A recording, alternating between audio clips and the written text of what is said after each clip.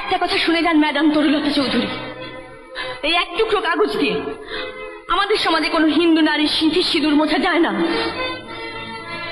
আপনাদের মতো সমাজের উঁচু তলার নারীরা এই এক টুকরো কাগজের দৌলতে 5 বার স্বামী বদল করতে পারে না, কিন্তু আমরা পারি না। আমরা একবার যাকে স্বামীর আসন দিই, সারা জীবন তাকে সেই আসনেই রাখি।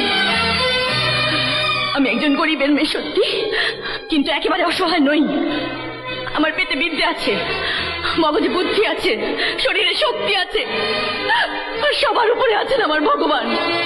সেই ভগবানের দিব্যি নিয়ে বলছি, আপনার এই রং মহলে আমি কোনোদিন থুথুও ফেলতে আসবো না।